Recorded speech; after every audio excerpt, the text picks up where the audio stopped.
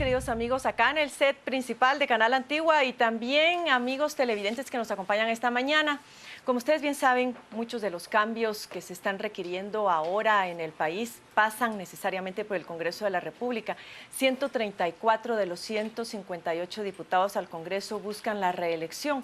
Hoy vamos a ver, con base a un análisis, cuántos de estos 134 diputados tienen reales posibilidades de integrar la próxima legislatura y, en consecuencia, usted tenga una idea de cuál es el futuro de esas propuestas de ley que se han estado demandando en los últimos días.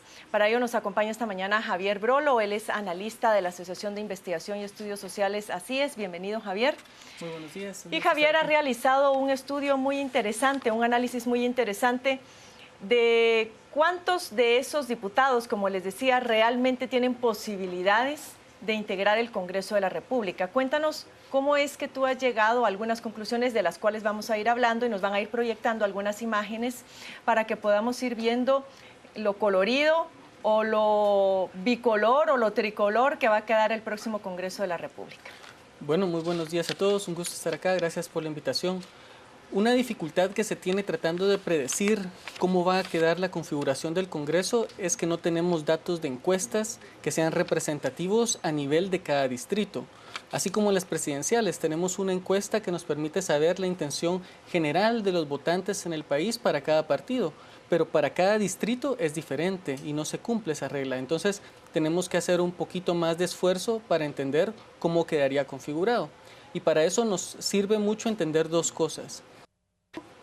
La electoral. Nosotros integramos nuestro Congreso mediante el sistema de representación proporcional de minorías.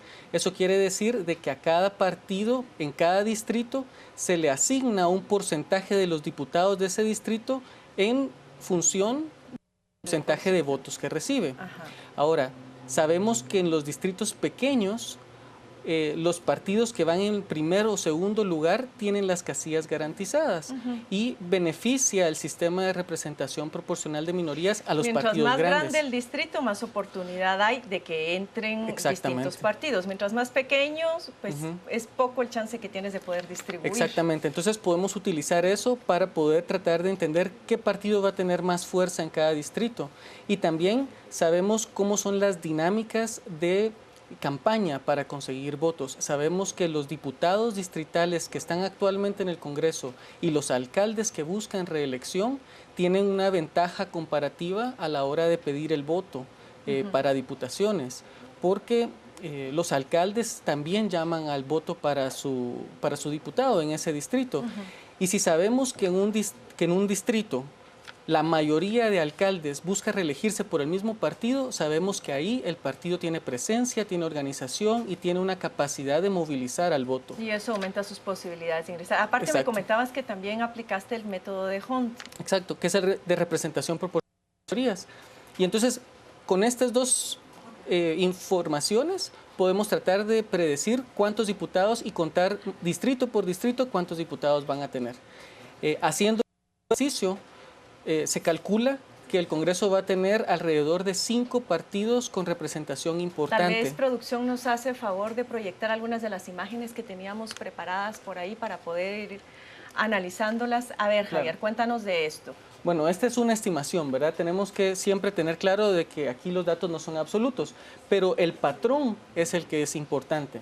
Lo que vemos es que hay 5 partidos que van a tener representación importante en el Congreso. 2 de estos seguramente van a ser dominantes y parece ser que va a ser Líder y la UNE los que tienen más capacidad de introducir el mayor número de diputados. ¿De cuántos estamos hablando acá según tus... Alrededor de 60 para Líder y alrededor de 40 para la UNE.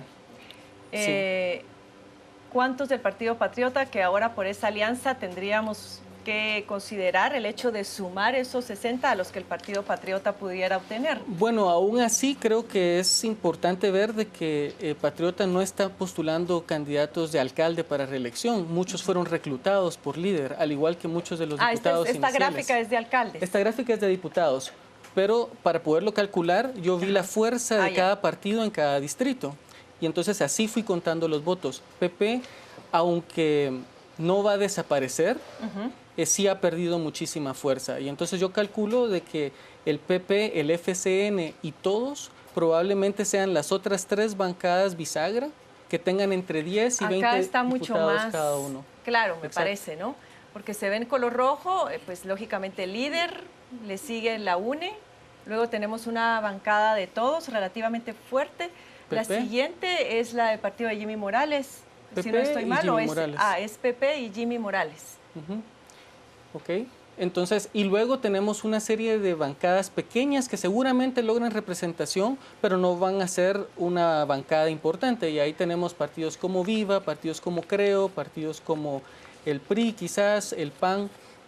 Y finalmente están los partidos de izquierda, que es probable que muchos de ellos no consigan ninguna representación. Es decir, que acá en este Congreso, cuando necesitemos decisiones que requieren los 105 votos, como en este caso para retirar la inmunidad al presidente, tendríamos que estar apelando a estos 3 partidos, Sí. a la UNE, al líder y alguno de los bisagra. Entonces, vamos a ver una dinámica legislativa donde ningún partido tiene mayoría absoluta o mayoría relativa, y entonces van a tener que existir alianzas. Y de estas alianzas se predice que algunas afinidades entre los partidos ya existen.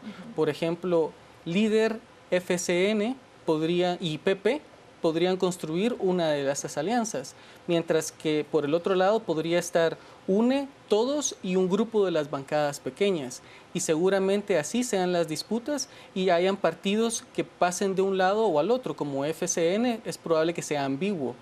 PP y líder claramente han estado votando de manera conjunta en los últimos meses. Otra de las preguntas es que muchas veces ya al día siguiente de la toma de posesión de los cargos, a veces este mapeo cambia, porque empieza el transfugismo al día siguiente, o a veces el mismo día en que llegan a tomar la posesión del cargo, como pasó en la legislatura pasada.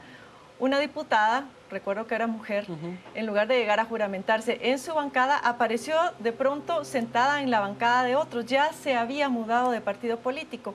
¿Qué tanto podríamos esperar que este mapeo que tú has realizado pueda variar en el 2016?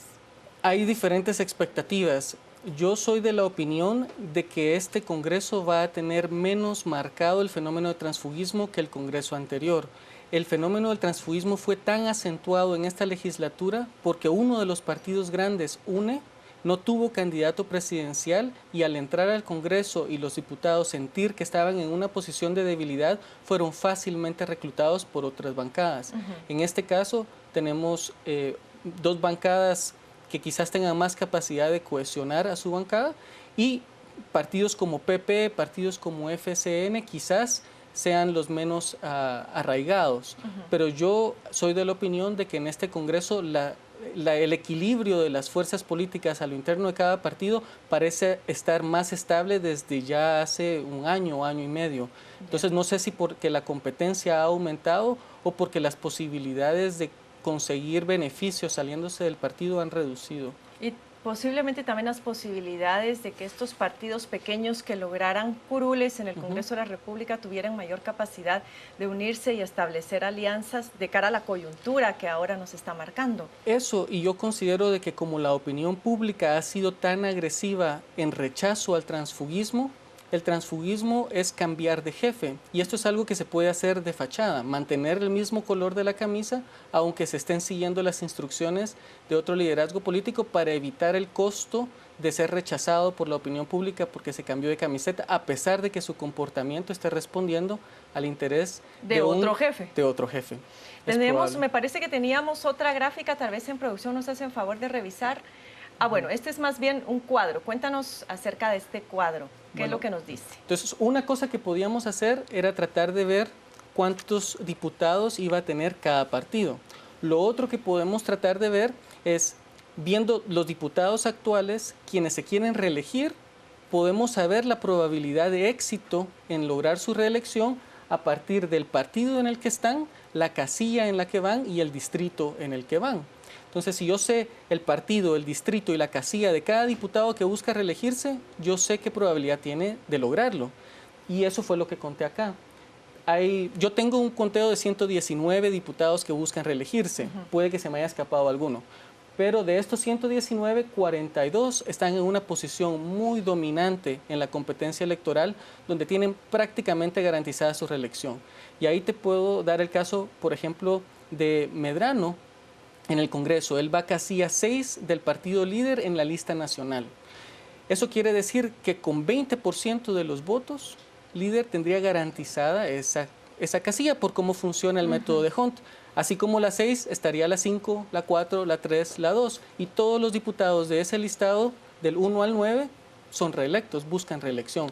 Y así con cada uno de los otros partidos, conté 42 que tienen básicamente garantizada su reelección y alrededor de 19 más que tienen muy altas probabilidades. Alta posibilidad. Por ejemplo, Ninette Montenegro va casilla 1 en el listado nacional. Ella necesitaría alrededor de 120,000 votos, que a nivel nacional y con el protagonismo que obtuvo recientemente con su cierre de campaña, en la participación de la Comisión Pesquisidora, por ejemplo, eso le dio visibilidad y es muy probable de que lo consiga, a pesar de que su partido es pequeño, por lo cual no le di la garantía, pero sí le di muy altas probabilidades. Así tendríamos alrededor de 70 diputados. Es decir, de 70 diputados de la actual legislatura que vamos a volver a ver en la... Sí, con alta o garantizada probabilidad.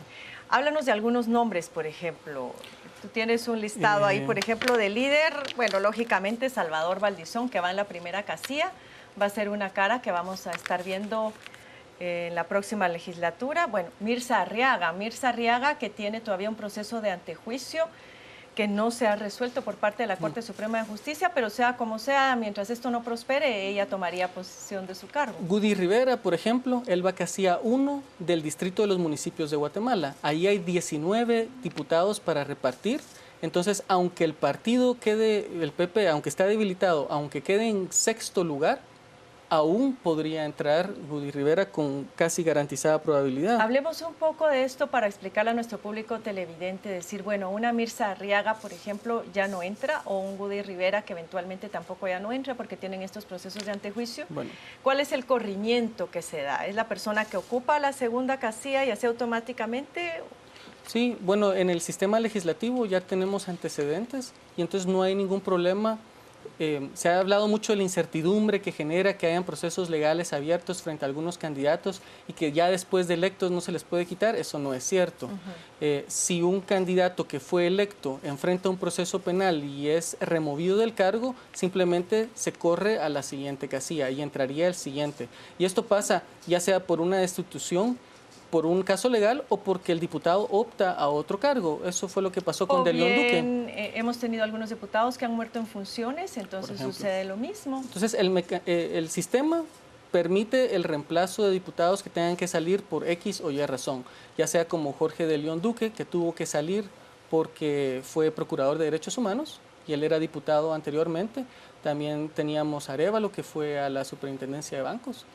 Entonces hay varias formas de salir del Congreso y solo se reemplaza con la siguiente. No hay que repetir elecciones o crear así incertidumbre. Y lo mismo pasa con los candidatos a alcaldes. Con los candidatos a alcaldes sube el primer concejal y tuvimos el caso de Vivar, por ejemplo. Ahora sí hay algunos casos donde es más peligroso haberle quitado el derecho de participar a alguien.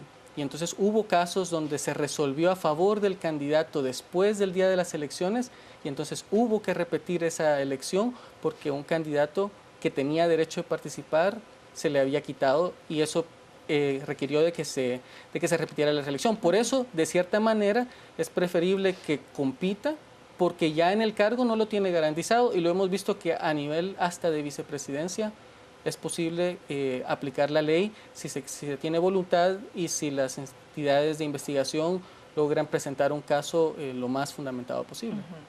Hablemos de otros nombres. Luis Chávez, quien también, bueno, el compañero de Mirza Arriaga en el escándalo de los últimos del Partido Líder, también tiene posibilidades. Él creo que va como en la tercera casilla del Partido Líder, si no estoy mal. Roberto Villate es otra persona. Él no iba en las primeras, pero... Él va primero en listado nacional. Él va en primero en listado nacional. Bueno, Luis Rabé. De votos. Luis Rabé también va en listado nacional. Jaime Martínez Loaiza, Delia Bach, es decir, todos estos nombres que la ciudadanía, muchos de ellos reconoce, van a estar en la próxima legislatura. Por el partido Todos, pues Cristian Bucinot ocupa el primer lugar, no sé si del listado nacional. De municipios de Guatemala. De municipios de Felipe Guatemala. Alejos ocupa la primera en la lista nacional. Entonces estos son diputados que tienen mucha probabilidad de volver a entrar al Congreso.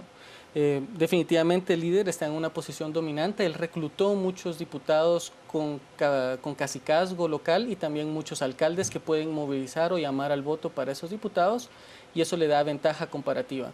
Y como el sistema de Hunt privilegia a los partidos grandes o dominantes en esos lugares pequeños, muchos de estos diputados van a entrar por inercia. Ajá. Sin mayor esfuerzo. Sí. Ahí, Santiago Nájera de la UNE, Jairo Flores, que fue un personaje de la UNE, no me parece que haya sido diputado antes. Él fue funcionario, si no estoy mal, del organismo ejecutivo en la época del gobierno de Álvaro Colón. Jairo Flores. Bueno, Mario Taracena, Orlando Blanco, César Fajardo, Carlos Barreda. Sí, muchos de los que actualmente están en el Congreso de la República. Sí. Ahora bien, como tú bien decías, muchos de estos diputados entran sin mayor esfuerzo también por el tipo de lista que tenemos, nuestro listado nacional, que es cerrado y bloqueado. Por eso es que siempre, cada proceso de elección se genera la reflexión sobre la conveniencia o no del voto cruzado, es decir, votar para el Ejecutivo por determinado partido político, por presidente, y elegir otra opción para integrar el Congreso de la República. Como todo tiene sus bemoles, sus pros y sus contras.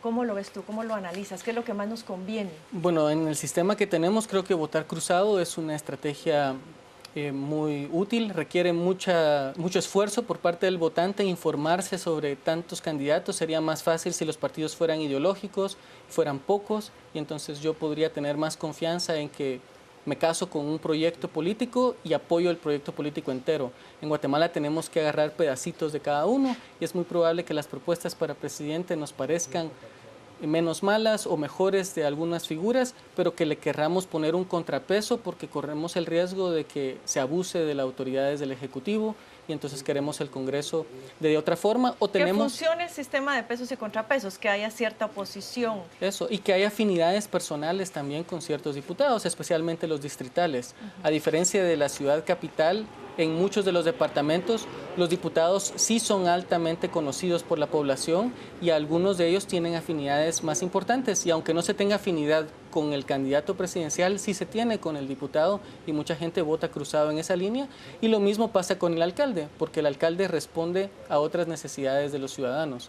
Entonces, y el Parlacén, que mucha gente no conoce, entonces o lo vota igual que el presidente o lo vota igual que lista nacional. Pero también el voto cruzado necesita mucha educación ciudadana, porque y sobre todo conocer cuál es la función de cada uno de los organismos del Estado, para que en virtud de esa conciencia tú puedas analizar mejor qué es lo que conviene más al país. Pero cuando tú te vas a una elección en donde la gente conoce la cara del candidato, un símbolo, un color, automáticamente transfiere el color rojo o el color verde a todas las papeletas, pues no resulta lo más conveniente. Pareciera que entonces mucho de lo que nos falta es educación ciudadana para ir generando este tipo de reflexiones. Bueno, mucho del voto en Guatemala creo que funciona por socialización y entonces la gente vota muy parecido a como sus referentes o las personas que admira votan, porque creen que ellos tienen más información y siguen ese liderazgo. Y en ese sentido son justamente los candidatos a alcalde o los candidatos a diputados locales los que tienen esa capacidad de educar el voto. Muchos de ellos llaman al voto genérico por el partido, pero otros, como van en comité cívico, por ejemplo, llaman al voto por ellos y en otra lista para otro candidato. Y ese es un fenómeno que se ve y creo que tiene un impacto fuerte en la decisión de los votantes. A la luz de lo que tú has investigado y de tu conclusión sobre la próxima integración del Congreso, ¿qué podemos esperar entonces de la próxima legislatura en función del momento político que estamos viviendo? Muy rápidamente y con esto cerramos. Bueno, vamos a tener un Congreso donde nadie tiene mayoría y entonces va a tener que funcionar por medio de alianzas. Esta información yo espero que sirva a los ciudadanos para que vean cuál es la tendencia y así puedan o sumarse a la tendencia o tratar de contrarrestarla de alguna manera de acuerdo a sus posibilidades. Lo que sí sabemos y hemos visto es que el Congreso va a actuar en función de lo que le permitamos que haga. No tenemos que dejar opción a que la siguiente legislatura vuelva a dejar pendiente todos esos cambios estructurales que necesitamos y esto va a requerir de una ciudadanía activa, beligerante, involucrada, que exija, abierta y unificadamente a los diputados, porque muchas veces nos dispersamos, todos los sectores quieren una propuesta distinta, pero tenemos que priorizar y tener una estrategia en qué orden vamos a exigir al Congreso que se hagan los cambios necesarios, porque ya no pueden quedarse pendientes. Muchas gracias, Javier, por tus conclusiones, por tan interesante estudio. Nos vamos ahora a la mesa principal, esperando que esta información le haya sido de utilidad para discernir de mejor manera su voto. Vamos entonces con ustedes, Carolina y Mario.